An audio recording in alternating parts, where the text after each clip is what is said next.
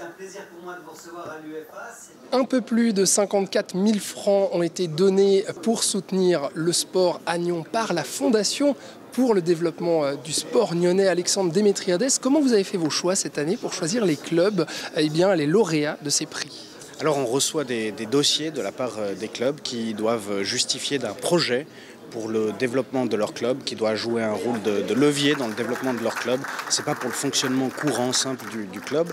C'est avoir un projet et on analyse les dossiers avec certains critères qu'on regarde finement et ensuite on fait une décision sur un montant. En fait, ça fait 3 ans que le Tennis Club de Nyon a décidé de lancer un projet qui s'appelle Ténergie. On veut réussir la transition énergétique, on veut quitter les énergies fossiles, donc c'est un projet à long terme. Mais parmi les premières étapes, il y avait celle de quitter le gaz, oublier le gaz dans la bulle et surtout de mettre un éclairage beaucoup plus économique, un éclairage LED. Et c'est la raison pour laquelle on a présenté notre dossier et qu'il a été accepté. J'en suis très très heureux parce que la première phase, justement, est désormais derrière nous et la nouvelle saison va pouvoir être beaucoup plus économique. Un grand merci à la Fondation pour le développement du sport de Nyon, en particulier à l'UEFA et la ville de Nyon, pour ce soutien qui va nous permettre d'acquérir un nouveau bateau. Donc c'est des bateaux qui sont spécialement adaptés pour les personnes avec un handicap. Et ça va nous permettre donc de continuer à développer nos activités au port de Prangin, juste à côté.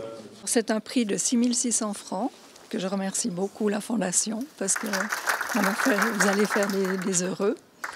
Et c'est pour du matériel didactique, pour un nouveau groupe qu'on ouvre. On a déjà eu de la gymnastique artistique, mais elle s'est arrêtée. Et maintenant, on reprend avec des tout petits enfants.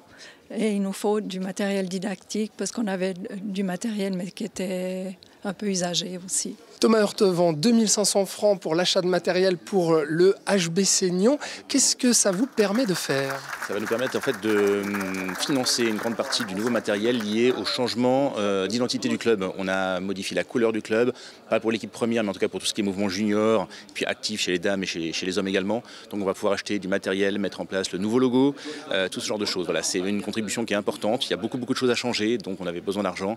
Un grand merci à l'UEFA pour son soutien. Nous avions un budget d'environ 200 000 francs pour la rénovation pratiquement complète de notre cabane qui est située un peu en dessus de la Givrine. Donc ça y est, enfin, vous allez pouvoir la rénover, cette cabane. Elle est rénovée et on a eu une chance extraordinaire, c'est qu'on a commencé début mai et on a pu la réouvrir le 7 juillet. Et on a fait tous les travaux en 9 semaines à cause du beau temps. Mais bien évidemment, il y a aussi un soutien qui est symbolique.